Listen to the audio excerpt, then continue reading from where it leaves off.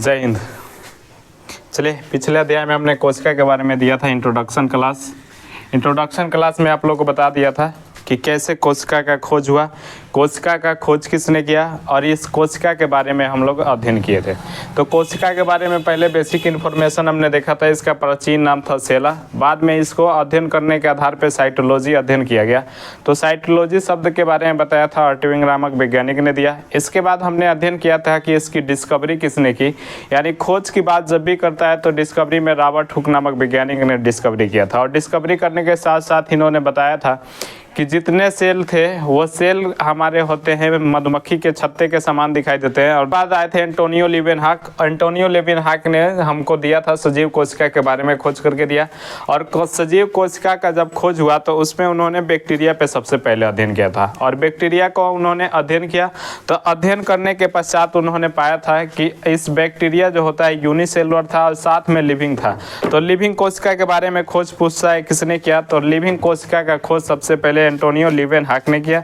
साथ में उन्होंने 4 चीजें आरबीसी का खोज किया, स्पर्म का खोज किया, और स्पर्म के साथ साथ उन्होंने अलग अलग यहाँ से खोज किए थे।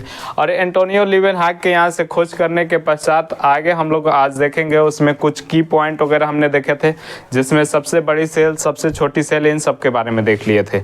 आज हम लोग को देखना है सेल थ्योरी, और सेल थ्योरी को सबसे पहले किसने दिया इसके बारे में जानकारी लेनी है।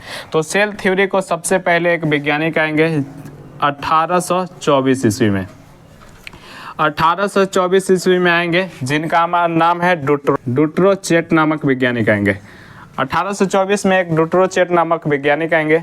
और डुट्रोचेट नामक वैज्ञानिक आने के पश्चात इन्होंने सेल थ्योरी सबसे पहले दिया। और सेल थ्योरी में इन्होंने बताया कोशिकाओं का जो समूह होता है उत्तक का निर्माण करता है, यानी ग्रुप ऑफ सेल मेक, जो ग्रुप ऑफ वो टिश्यू का निर्माण कर देता है, टिश्यू का निर्माण होता है। तो ये इन्होंने बताया। बताने के पश्चात इन्होंने बता दिया कि जितने कोशिकाएं होती हैं, यानी एक एक कोशिका जब ये मिलती है तो मिलने के पश्चात ये कोशिकाएं सीधे टिश्यू का निर्माण कर देती है। तो ये हमारे वैज्ञानिक ने बताया, डुट्रोचेट नामक वैज्ञानिक ने। और वैज्ञानिक ने जब ये बताया तो इसके बाद एक वैज्ञानिक है जिनका नाम है स्लाइडेन और स्वान। इनके बाद स्लाइडेन एंड स्वान ने थ्योरी दिया 1839 में इन्होंने थ्योरी दिया। स्लाइडेन एंड स्वान ने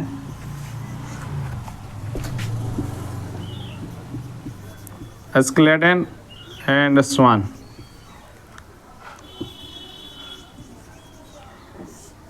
दो वैज्ञानिक हैं, दोनों वैज्ञानिकों ने एक थ्योरी दिया था इन्होंने। थ्योरी में इन्होंने दिया और पूछता है थ्योरी में इन्होंने क्या बताया था। तो इन्होंने कहा था all living organism are made of cell are cell product, यानी इन्होंने ऑर्गेनिज्म का, यानी सजीव का निर्माण होता है।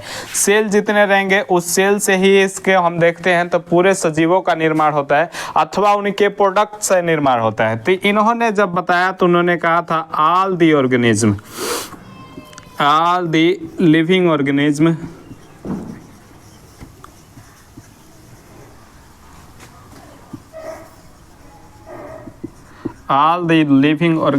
are made of cell or cell product।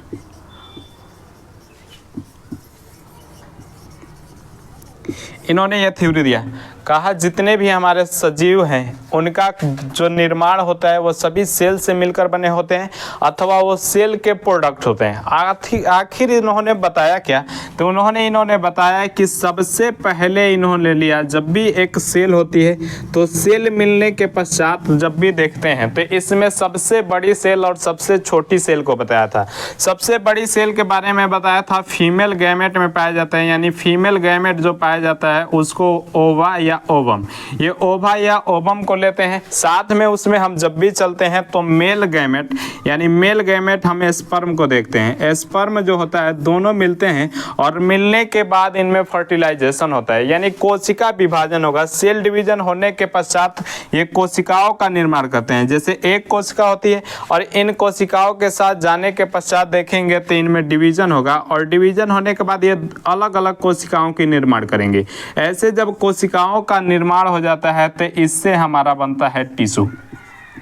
Tissue का निर्माण होता है अर्थात उत्तक बनता है। और जब उत्तक बन जाते हैं तो उत्तक बनने के साथ साथ ये हमारे देखते हैं तो ऑर्गन का विकास करते हैं, यानी अंग बनाते हैं। ऑर्गन जब बनता है तो ऑर्गन के साथ ये बनाएगा अंग, और अंग से देखते हैं तो ऑर्गन सिस्टम बनता है, ऑर्गन सिस्टम यानी अंग तंत्र बन जाता है। और अंग तंत्र जब मिलते हैं तो अंग तंत्र से हम देखते हैं बनाता है बॉडी या लिविंग ऑर्गेनिज्म। बॉडी बनाए या लिविंग ऑर्गेनिज्म बनाता है।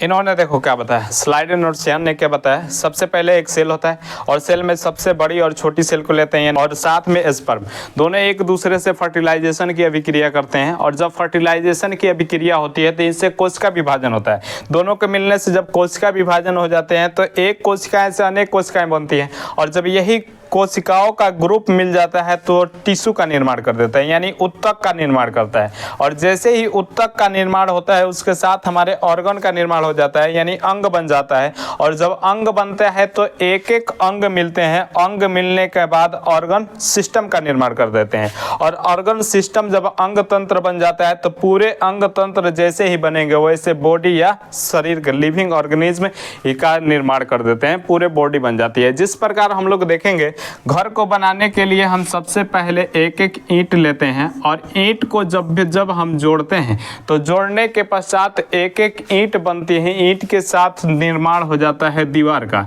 यानी दीवार बन जाता है। और दीवार को जब हम लोग जोड़ देते हैं, चारों तरफ से दीवारों को जोड़ दें तो दीवारों के साथ देखेंगे एक कमरा बन जाता है। और जब कमरा बहुत कमरे 1 2 3 4 पूरे कमरे बन जाते हैं तो कमरे के साथ घर का निर्माण हो जाता है। तो घर बनाने के लिए हमने सबसे पहले यहाँ पे देखा कड़ों के रूप में हमने माना ईंट लिया। और यही देखे हम लोग जिस मकान में बैठे हुए हैं एक एक ईंट मिला हुआ है तो चारों तरफ से दीवार बना है। और जब इस दीवार को चारों तरफ से बंद कर देते हैं तो कमरे का निर्माण कर लेता है। और कमरा जब ये पूरे कमरे को हम जोड़ते हैं तो घर बन जाता है।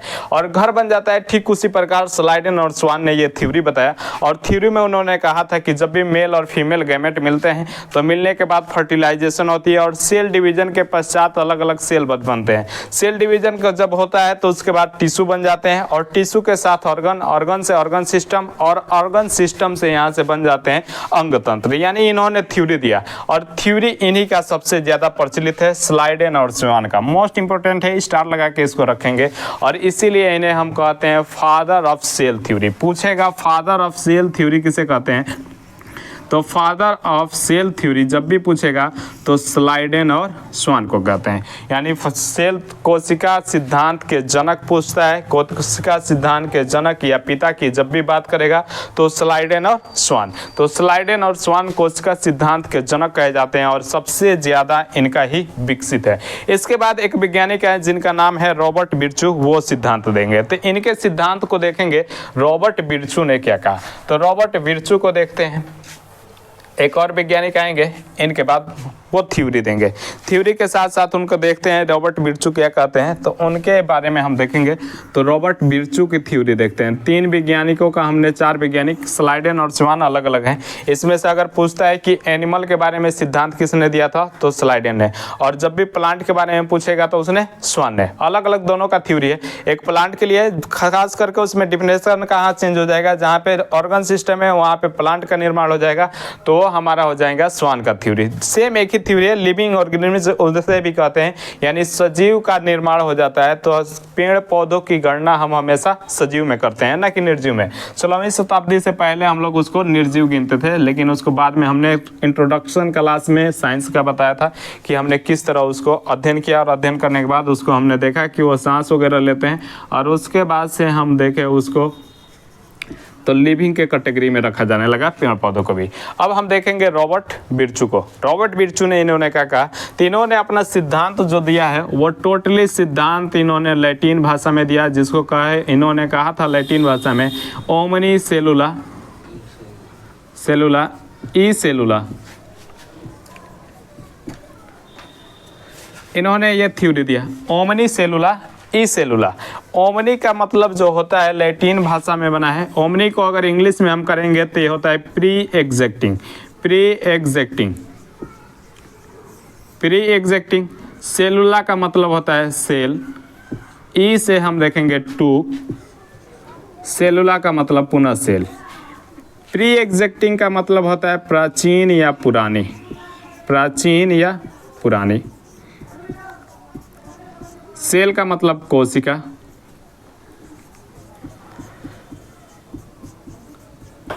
टू से सेल की मैं पुनः देखेंगे मीन्स कोशिका। यानी इन्होंने जो अपनी थ्योरी दिया था लैटिन भाषा में उसको हमने पहले इंग्लिश में डिफाइन किया। प्री एग्जैक्टिंग, सेलुला का मतलब सेल, ई मतलब टू, सेलुला मतलब सेल। पुनः यहाँ पे इन्होंने थ्योरी बताया और जब इसको देखा यानी प्राचीन कोशिकाओं से या पुरानी कोशिकाओं से ही कोशिका का निर्माण होता है। लेकिन इनकी थ्योरी उतनी विकसित नहीं रही। क्यों? अभी देखेंगे इनकी थ्योरी उतनी विकसित क्यों नहीं। सबसे पहले इन्होंने कहा था कि जब भी हम देखते हैं तो प्राचीन कोशिका से ही कोशिका का निर्माण होता है। तो प्राचीन कोशिका को सबसे पहले इन्होंने लिया। जैसे हमने ये ले लिया एक सेल, और इस सेल को हमने जब अध्ययन किया ये मानते हैं कि पुरानी कोशिका है, प्राचीन कोशिका है, और ये प्राचीन कोशिका है। इसी प्राचीन कोशिका को मातृक सेल या पितृ सेल कहते हैं। मातृ कोशिका या पितृ कोशिका, पितृ कोशिका भी कहते हैं। तो इन्होंने अपने थ्योरी में बताया। थ्योरी में इन्होंने कहा कि जब एक सेल होता है, पुरानी ये सेल है, और पुरानी सेल अपने में यहाँ पे सेल डिवीज़न करेगी। सेल डिवीज़न करके ये नए सेल बनाएंगे, और नया सेल जो बनेगा तो उसको कहेंगे पुत्री कोशिका यानी डॉटर सेल। पुत्री कोशिका यानी एक सेल था, सेल का उन्होंने विभाजन किया, विभाजन करके दो नए सेल बने, यानी एक कोशिका से दूसरी कोशिका बनी, और इससे दो कोशिका बनी, पुनः 2 से 4 बनेंगे, 4 से 8 बनेंगे, 8 से 16 बनेंगे। ये वृद्धि बढ़ती रहेगी। तो इस वृद्धि को बढ़ने के साथ साथ यहाँ से देखेंगे तो पुत्री कोशिका यानी मातृ कोशिका से पुत्री कोशिका का निर्माण हुआ। तो इन्होंने कहा था प्राचीन कोशिकाएं हैं। अब देखेंगे प्राचीन कोशिकाओं में इन्होंने नहीं बताया था कि लिविंग है कि नॉन लिविंग है। यानी अगर हम देखते हैं नॉन लिविंग की अगर बात करते हैं, नॉन लिविंग सेलों की बात करेंगे, तो नॉन लिविंग सेल में हम जब भी देखते हैं तो एक पुरानी कोशिका है तो नॉन लिविंग यानी मृत कोशिकाएं, और मृत कोशिकाएं में जब भी हम देखते हैं तो इनमें सेल डिवीजन होता ही नहीं है। और जब सेल डिवीजन नहीं होगा तो इनकी थ्योरी प्रत्येक पे काम करती है, जबकि नॉन लिविंग पे ये कार्य नहीं करता है। इसलिए इनका ये जो थ्योरी था उतना विकसित नहीं हो पाया, और विकसित ना होने के कारण यहाँ से हमने इनका अध्ययन किया। तो अध्ययन के आधार पर इन्होंने बताया था। तो ये 3 व्यक्ति, 4 वैज्ञानिकों का हमने नाम देखा, और चारों वैज्ञानिकों को हमने सिद्धांत देखा। पहले में हमने देखा डुटरोविच को। डुटरोविच ने कहा था कि सभी सेल के ग्रुप जितने होते हैं मिलकर टिश्यू का निर्माण करते हैं। उसके बाद स्लाइडेन और स्वान ने कहा था all living organism are made are cell are cell product, यानी जितने भी सजीव हैं उनका जितना भी सजीव होते हैं कोशिका से मिलके बनते हैं या कोशिका के प्रोडक्ट से मिलके बने होते हैं। उसके बाद से रॉबर्ट बिर्चू ने बता दिया, रॉबर्ट बिर्चू ने बताया पुरानी कोशिका से ही कोशिका का निर्माण होता है। ये हमारे थे। इसके बाद से हम लोग को आगे अध्ययन करना है। आगे अध्ययन करेंगे तो देखेंगे आखिर कोशिका किन किन चीज़ों से बनी है, आखिर कोशिका को सुरक्षा कौन प्रदान करता है, इन सब की थ्योरी वगैरह को हम लोग को देखना है। इसमें हमने देखा, और देखने के पश्चात हम लोग चलेंगे आगे। हम लोग चलते हैं कोशिका के अलग अलग लेयरों की बात करते हैं। कवरिंग ऑफ कोश सेल देखेंगे। तो कवरिंग ऑफ सेल को देखते हैं तो क्या क्या होता है। Covering of cell, covering of cell, covering of cell की जब भी बात करेंगे तो कवरिंग ऑफ सेल की इसमें देखेंगे तो इस कवरिंग सेल की जो कवर यानी सुरक्षा प्रदान करते हैं वो 2 प्रकार के होते हैं। एक को हम बोलेंगे सेल वॉल, सेल वॉल, दूसरे को हम बोलेंगे सेल मेम्ब्रेन।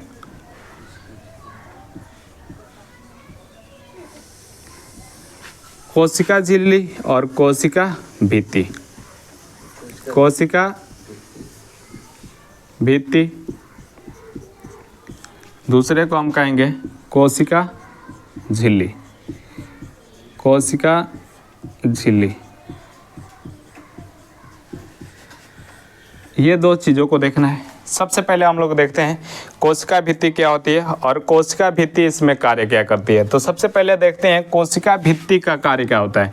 तो जब भी देखेंगे कोशिका भित्ति जिसमें रहेगी वो किसी को भी साइज प्रदान करेगी, साइज देती है, शेप देती है, शेप देने के साथ साथ उसका प्रोटेक्शन करती है,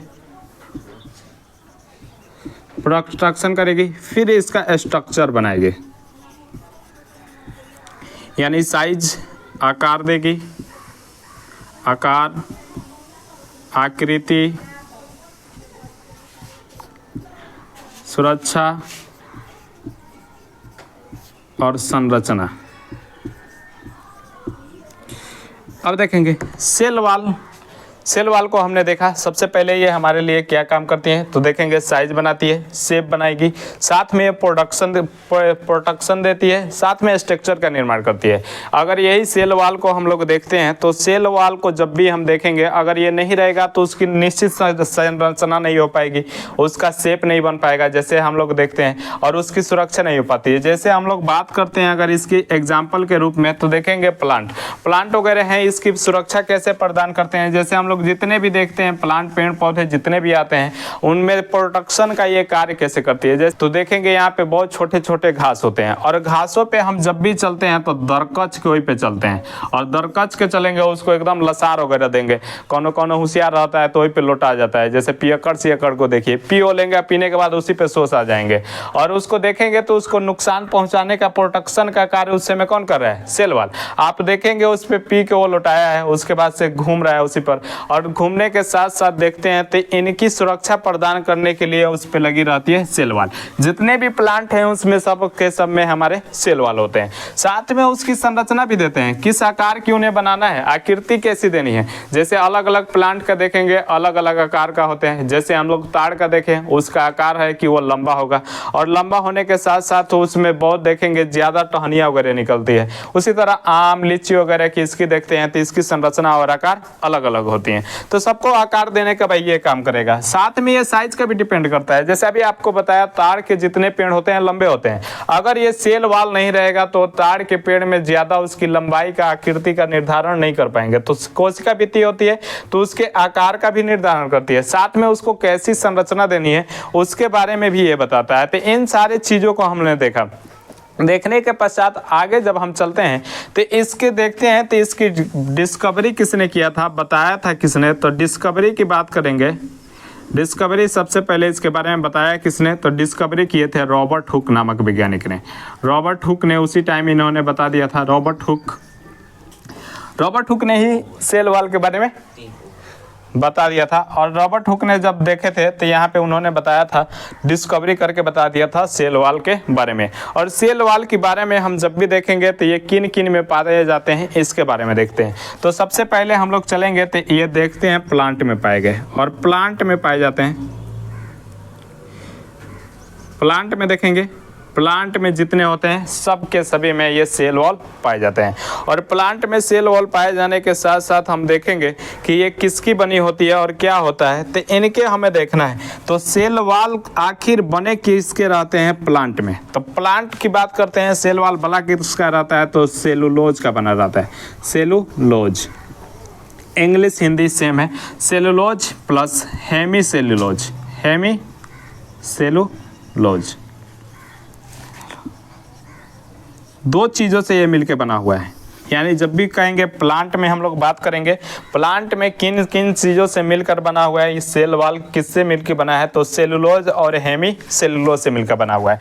आखिर ये सेलुलोज और हेमी सेलुलोज हैं क्या, तो इनको जब भी हम देखते हैं तो ये एक प्रकार के कार्बोहाइड्रेट हैं। कार्बोहाइड्रेट हैं यानी शर्करा है एक प्रकार के। ये एक प्रकार की क्या है, शर्करा है, शर्करा के रूप हैं। तो हमने देखा सेलुलोज और हेमीसेलुलोज हिंदी इंग्लिश सेम एक ही होता है, इसमें कोई डिफरेंस नहीं है। कार्बोहाइड्रेट है यानी शर्करा से ये एक रूप है। तो इन शर्कराओं के रूप में देखते हैं तो सेलुलोज को देखते हैं तो ये सबसे ज़्यादा ब्रह्मांड में यानी यूनिवर्स में बात करता है, सबसे ज़्यादा कौन सी शर्करा पाई जाती है, तो सेलुलोज। सबसे ज़्यादा सेलुलोज ही ब्रह्मांड में पाया जाता है। और ब्रह्मांड में जब भी बात करेंगे सेलुलोज की तो ये सबसे ज़्यादा इसकी पाचन शक्ति देखेंगे तो एनिमल इसको नहीं पचा सकते हैं। जैसे हम लोग को कहें पाचन डाइजेस्ट करने के लिए तो हम इसको डाइजेस्ट नहीं कर सकते हैं, इसको जानवर अच्छे खासे पचा सकते हैं। जैसे हम लोग कहें मानव है और कहें कि इसको पचाइए खाकर, जैसे पत्ती हो गया उसको कहें पचाने के लिए तो नहीं पचा सकते हैं। प्राचीन समय में जब हम लोग चलेंगे, जब हम लोग के दादा परदादा यानी चलेंगे परदादा का परदादा जब देखते हैं, ये एकदम प्राचीन में जाते हैं तो हमारे पूर्वजों की जब भी बात होती है तो आदि मानव आते हैं। और आदि मानव उस समय उतने विकसित नहीं थे तो पेड़ पौधों की टहनियाँ पत्तियाँ वगैरह खाते थे और खाने के साथ साथ उन्हें पचा जाते थे, क्योंकि उनमें अपेंडिक्स होता था, पचाने के लिए अपेंडिक्स चाहिए। इस समय हम लोग देखें तो अब इस समय ज़माना अलग आ गया है, हम लोग साथ दाल भात सब्जी पे कम दौड़ते हैं, देखते हैं कहने मुर्गा मसाला में पहले चलो हड्डी तोड़ते हैं।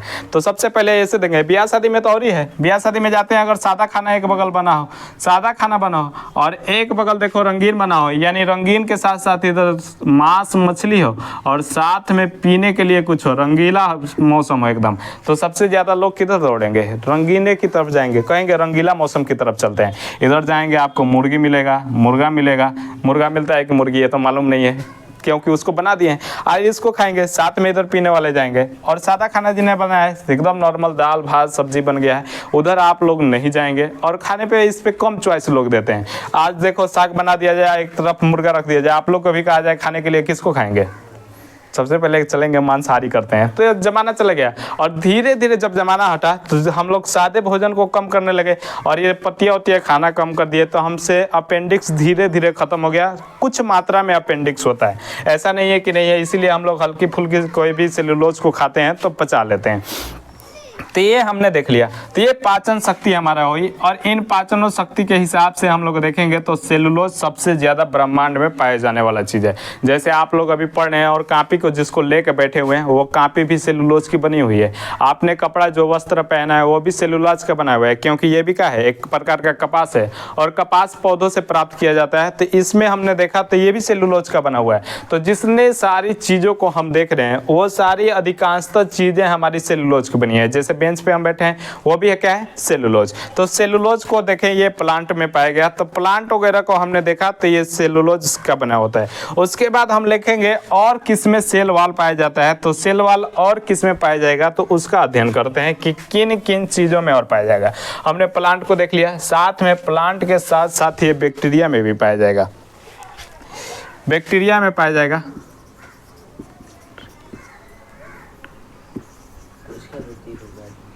कोशिका भित्ति पूछता है और किस में, प्लांट के बाद और किस में पाया जाएगा, तो किस में देखेंगे पाया जाता है तो बैक्टीरिया में पाया जाएगा, ये बैक्टीरिया में पाया जाता है। इसी तरह हम लोग एक बैक्टीरिया का भी नाम सुने होंगे,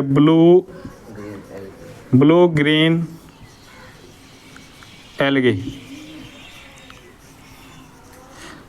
ब्लू ग्रीन शैवाल, नीले हरे शैवाल, नीले हरे शैवाल। जब भी हम देखेंगे तो इसका नाम है ब्लू ग्रीन एल्गी, नीले हरे शैवाल।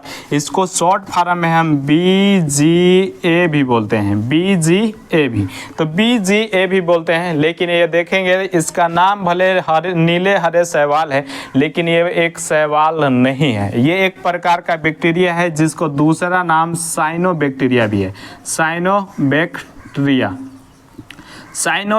भी है। और यही साइनोबैक्टीरिया का देन है जो हम लोग पृथ्वी पे आज देख रहे हैं जीवों का निर्माण में इनका सबसे पहले भूमिका है। तो पूछता है सबसे पहले पृथ्वी पे आने वाले कौन से सजीव थे, तो उसमें हम देखेंगे एक बैक्टीरिया है जिस बैक्टीरिया का नाम है साइनोबैक्टीरिया, या साइनोबैक्टीरिया को हम लोग ब्लू ग्रीन एल्गी भी बोलते हैं, शॉर्ट फॉर्म में BGA भी बोलेंगे। तो ब्लू ग्रीन एल्गी है के साथ साथ आप देखेंगे इनमें सेल वाल किसका बना होता है, तो सेल वाल की इसमें बात करेंगे तो इनको देखते हैं बनाने के साथ साथ ये किन किन चीज़ों से मिलके बने हैं, इनका कोशिका भित्ति। तो इसमें देखेंगे तो ये सेलुलोज से मिलके बने हैं, cellulose plus calcium carbonate plus minerals यानी खनिज लवण, इन चीज़ों से ये मिलके बनी है, खनिज लवण। तो जब भी पूछता है कि बैक्टीरिया है ब्लू ग्रीन एल्गी देखेंगे तो ब्लू ग्रीन एल्गी किन किन चीज़ों से मिलकर बने हैं, तो सेल्यूलोज, कैल्शियम कार्बोनेट और खनिज लवण होते हैं, उनसे मिलकर बने होते हैं। तो इनसे हमने देखा और बने हुए हैं। साथ में सेल्यूलोज के साथ साथ इनको देखेंगे और किस में पाया जाता है, तो ये फंगी में भी पाए जाते हैं। फंगी जिसको कवक या फफूद बोलते हैं, कवक या इसको फफूद भी बोलते हैं। कवक या फफूद में भी हम लोग देखेंगे तो सेल वाल पाया जाता है। और सेल वाल की जब भी हम बात करते हैं तो इसमें देखेंगे कि ये किसके बने होते हैं, तो ये देखेंगे काइटिन के बने होते हैं। काइटिन एक प्रकार का, ये भी एक प्रकार का क्या है, कार्बोहाइड्रेट है। और कार्बोहाइड्रेट होने के साथ साथ देखेंगे तो काइटिन से ये मिलकर बने हुए हैं। ये हमने देखा बैक्टीरिया को, हमने देखा सेल वाल पाया गया, फंगस या फफूद या कवक में पाया गया। कवक के साथ साथ हमने और देखा किस में पाया गया, तो हमने देखा बैक्टीरिया में पाया गया। और बैक्टीरिया में हमने भी देखा था तो उसमें कुछ ऐसे बैक्टीरिया थी जैसे आपको बताए थे, यही बैक्टीरिया हमारे पृथ्वी पर जीवन लाने की बात किया है। उसके बाद पूछता है एनिमल में पाया जाता है कि नहीं पाया जाता है, तो एनिमल में हम बात करेंगे क्या एनिमल में सेल वाल होता है, तो एनिमल में सेल वाल एब्सेंट रहता है, यानी सेल वाल एनिमल में नहीं पाए जाएंगे। तो सेल वाल एनिमल में होते ही नहीं है। और ये सेल वाल की जब भी हमने देखा तो सेल वाल को हमने देखा ये सुरक्षा प्रदान करेगा, शेप आकृति वगैरह देता है। तो इसके साथ साथ किस में पाए जाते हैं, एग्जाम्पल वगैरह खास करके याद रखेंगे, प्लांट, बैक्टीरिया के साथ साथ फंगी के साथ साथ उसके बाद से आपको बताया था इनको देखेंगे तो ये एग्जाम्पल हैं किन से मिलकर बने हुए, इनको भी याद रखेंगे। तो सेल्यूलोज और हेमी सेल्यूलोज की बात करते हैं, वो किससे मिलकर बने होते हैं, किस में पाए जाएंगे, कौन, हाँ प्लांट में जब भी चलेंगे तो प्लांट का जो सेल वाल होता है वो सेलुलोज प्लस हेमी सेलुलोज से मिलकर बना होता है। तो इन सब को हमने देखा था। और इसके बाद हम देखेंगे सेल मेम्ब्रेन, यानी कोशिका झिल्ली क्या होती है। और कोशिका झिल्ली को हम लोग देखेंगे, इसका अलग अलग नाम है, कोशिका झिल्ली, सेल मेम्ब्रेन, प्लाज्मा मेम्ब्रेन भी इसको बोलते हैं, प्लाज्मा मेम्ब्रेन।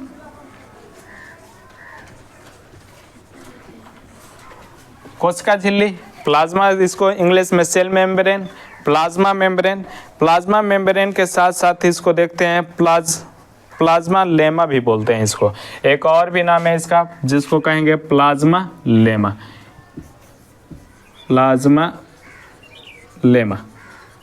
3 नामे हैं और तीनों नामों को अलग अलग वैज्ञानिक देंगे। अभी इसको बताएंगे कि कौन कौन वैज्ञानिक दिए थे।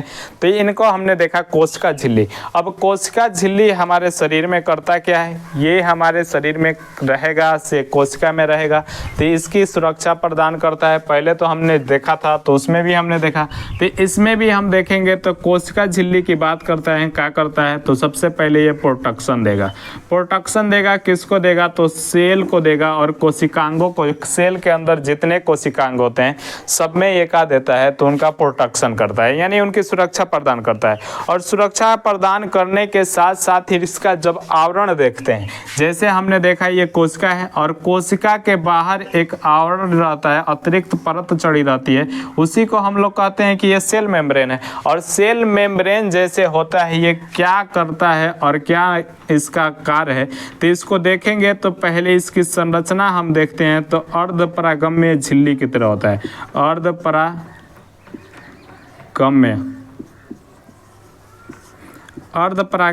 झिल्ली की तरह होता है। अर्धपरागम्य झिल्ली के देखेंगे तो ये क्या होता है, सेमी परमेबल इसको बोलते हैं। अब देखेंगे ये अर्धपरागम्य झिल्ली को जब भी देखेंगे तो ये आकार के साथ सेल मेम्ब्रेन है। इसका काम क्या है, तो ये देखेगा कि किस चीज को अंदर लेना है और किसको बाहर निकालना है। और बाहर निकालने के लिए, अंदर निकालने के लिए ये डिपेंड रहता है। जैसे हमारे शरीर में कुछ ऐसे खनिज मिनरल्स हैं जिसको ये कहेगा कि अंदर एंट्री देनी चाहिए, जैसे हम लोग देखते हैं तो उसको ये कहेगा पानी है, जल है, मिनरल्स खनिज है, इसको आने दो, ये हमारे लिए लाभदायक है। यानी जो चीज़ हमारे लिए लाभदायक होगा उसको सेल मेम्ब्रेन कहेगा कि अंदर आने दें और अंदर ये रहने देगा। जैसे ही हमने देखा, और कुछ ऐसे हानिकारक रहेंगे जिनको हम देखेंगे ये अंदर जाने ही नहीं देता है। जैसे कोई वायरस वगैरह आ गया हमारे शरीर पे हावी हो गए, और जैसे ही शरीर पे हावी होंगे तो ये सेल मेम्ब्रेन जो रहता है इन्हें जाने नहीं देता है, अंदर नहीं जाने देता है। तो अर्धपरागम्य झिल्ली की तरह है, ये बाहर से किसको अंदर देना है इसके डिपेंड करता है। साथ में अंदर जितने सारी चीजें हैं उसमें से किसको बाहर निकालना है तो उसके बारे में ये डिपेंड करता है। जैसे हम लोग देखेंगे, देखने पे हम क्या पाते हैं कि अगर हमें पसीना होता है तो उसे शरीर से बाहर निकालना बहुत ज़रूरी है। उत्सर्जन के लिए हम इसे बाहर निकालेंगे, और बाहर निकालने के लिए वही हमारी कोशिका झिल्ली रहेगी तो उन्हें क्या करती है, बाहर निकालती है। तो हमारे शरीर से जो पसीने का निष्कासन होता है यानी बाहर निकाला जाता है, तो पसीना जो बाहर निकलता है उसको निकालने का भी कार्य कौन करता है, सेल मेम्ब्रेन। यही सेल मेम्ब्रेन वगैरह देखोगे तो पसीने को बाहर निकालता है। आगे हम लोग देखेंगे कितना भी अगर शादी विवाह का मौसम है और मैं लड़की को देखा इतना पोत पात, हमने बता रहा था यहाँ से कि अभी हमने सेल मेम्ब्रेन को देखा, और सेल मेम्ब्रेन में हमने बताया किस चीज़ को बाहर करना है और किसको अंदर लेना है। तो इसके बारे में दिखाता है, यानी जितने हमारे लिए लाभदायक होंगे उनको ये कहेगा अंदर एंट्री देते हैं, और जितने हमारे लिए हानिकारक होंगे उनको हमें कहेगा कि अपशिष्ट चीज़ें हैं इनको बाहर निकाल देते हैं। इसी बाहर में हम लोग देखेंगे जैसे पसीना वगैरह को निकालना होता है तो पसीने को निकालने के लिए ये कार्य करता है, और इन्हीं सब को हमने देखा तो ये पसीना को बाहर निकाल देता है। उसी को हमने बताया अभी शादी विवाह का मौसम पड़ेगा, पुनः लड़की को देखेंगे, लड़की को पसीना नहीं होता है, मुंह पे देखेंगे 5 किलो का पुट्टी मार लेगी, सफ़ेद चूना आता है मारेगी, मुंह पे पुट्टी मार लेगी। अब मारने के पश्चात उसको देखेंगे तो पसीना ही नहीं होगा। वही लड़के को देखेंगे बहुत ज़्यादा पसीना होता है,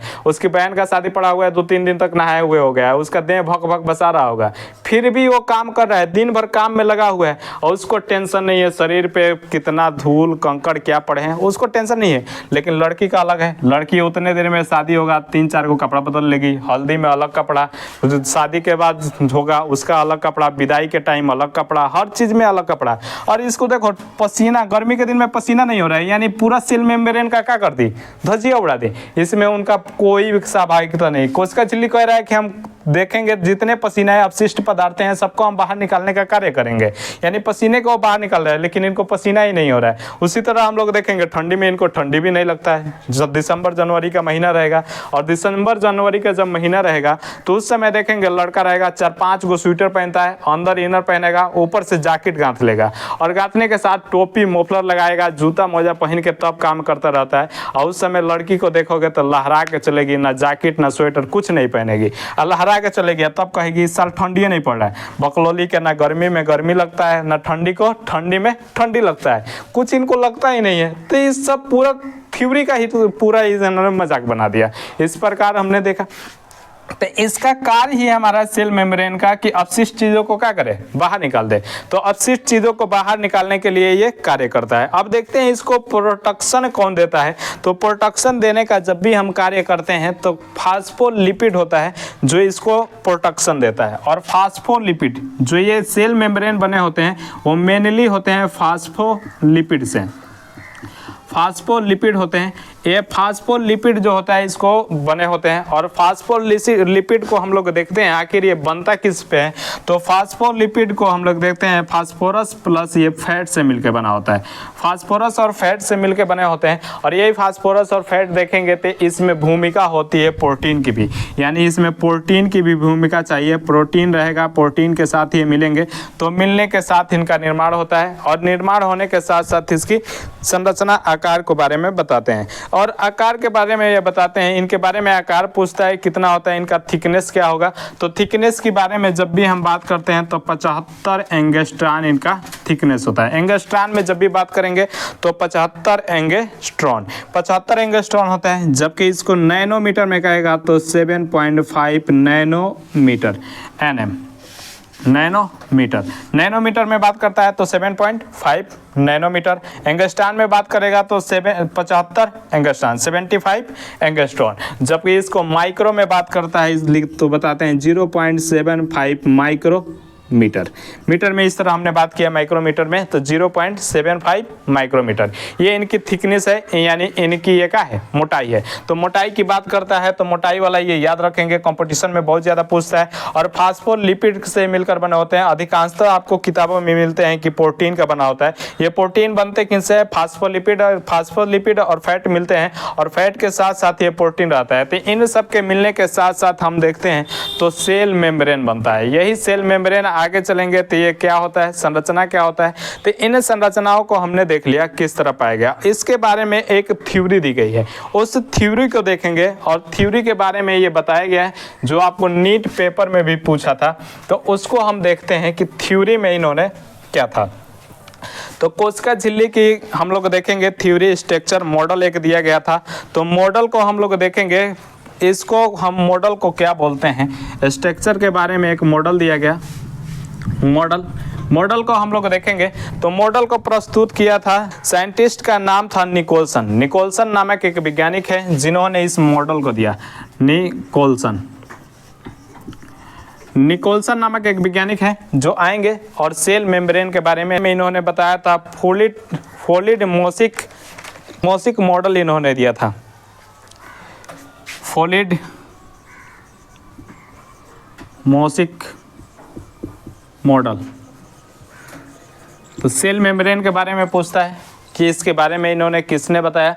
तो इनके बारे में मॉडल जो दिया था निकोलसन नामक वैज्ञानिक ने दिया, और फोलिड मोसिक मॉडल इन्होंने दिया, और इस मॉडल पे इन्होंने इसके बारे में बताया था। तो इसके बारे में इसको हमने अध्ययन किया गया। इसको देखा गया था, किस में देखा गया, तो इसको देखने के लिए सबसे पहले RBC में देखा गया था।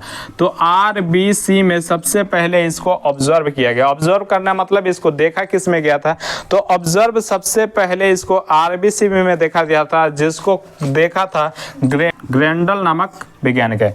ग्रेंडल नामक वैज्ञानिक ने सबसे पहले ऑब्जर्व किस में किया था, यानी देखा था RBC, रेड ब्लड कार्पुल्स में। रेड ब्लड कार्पुल्स में इन्होंने देखा था कि सबसे पहले इसमें क्या है, सेल मेम्ब्रेन है, और सेल मेम्ब्रेन के बारे में इन्होंने देखा। इसके बाद से इसकी डिस्कवरी के बारे में पूछता है किसने किया, तो कैमर तथा नेगली नामक वैज्ञानिक ने। डिस्कवरी की बात करता है, डिस्कवरी किसने किया, डिस्कवरी की बात करेंगे तो डिस्कवरी की जब भी हम बात करते हैं किस किस वैज्ञानिकों ने किया था, तो डिस्कवरी के बारे में कैमर तथा नेगली नामक वैज्ञानिक ने, कैमर और नेगलिक ने इनको मिलकर इसके बारे में खोज किया था। और खोज किया, इसके बाद नामकरण को हम लोग देखेंगे। नामकरण कैसे कैसे, कैमर और नेगली ने इसका नाम प्लाज्मा मेम्ब्रेन रखा था। जबकि पूछता है कि कैमर और प्लाज्मा मेम्ब्रेन का नामकरण किसने किया, यानी कोशिका झिल्ली को नामकरण प्लाज्मा मेम्ब्रेन किसने रखा, तो प्लाज्मा मेम्ब्रेन को कैमर तथा नेगली नामक वैज्ञानिक ने इसका नामकरण किया। साथ में जेके देखते हैं, नामकरण जब भी पूछता है किसने किया था, तो जेके प्लू नामक वैज्ञानिक ने, प्लाज्मा नेमा का नामकरण जेके प्लूम नामक वैज्ञानिक ने इसका किया था। जेके प्लू। और सेल मेम्ब्रेन पूछते हैं कि इसका नामकरण किसने किया था, प्रेफर नामक वैज्ञानिक ने। सेल मेम्ब्रेन का नामकरण करेगा तो प्रेफर नामक वैज्ञानिक ने। तो तीन चीज़ों का इन्होंने देखा, तीन नामकरण है। तीनों नामकरण में देखें, सेल मेम्ब्रेन का नामकरण किसने किया, तो प्रेफर ने। प्लाज्मा लेमा का नामकरण किसका, जेके प्लू नामक वैज्ञानिक ने। और प्लाज्मा मेम्ब्रेन जिन्होंने नामकरण दिया था, यानी जिसने इसकी डिस्कवरी की थी, उसी ने इसका नामकरण दिया था, कैमर और नेगली नामक वैज्ञानिक ने। तो ये था हमारा सेल मेम्ब्रेन और सेल वॉल। सेल मेम्ब्रेन और सेल वॉल में एक कॉमन चीज़ें देखेंगे, ये किस में पाए जाते हैं, तो एनिमल में पाया जाता है। एनिमल, जितने एनिमल्स होंगे उसमें क्या पाया जाएगा, सेल मेम्ब्रेन। लेकिन साथ साथ में प्लांट में भी मौजूद रहते हैं, यानी प्लांट में भी ये क्या पाए जाएंगे, सेल मेम्ब्रेन प्लांट में भी उपस्थित होता है। तो सेल मेम्ब्रेन और सेल वॉल दोनों जो होता है प्लांट में होता है, लेकिन एनिमल में बात करेंगे तो केवल सेल मेम्ब्रेन होता है। तो ये हमने देख लिया सेल मेम्ब्रेन और सेल वॉल के बारे में जानकारी। आज के लिए इतना ही, अगले वीडियो में आपको पुनः मिलेंगे तो इसमें हम कोशिका के प्रकार बताएंगे और प्रकार वगैरह के बारे में।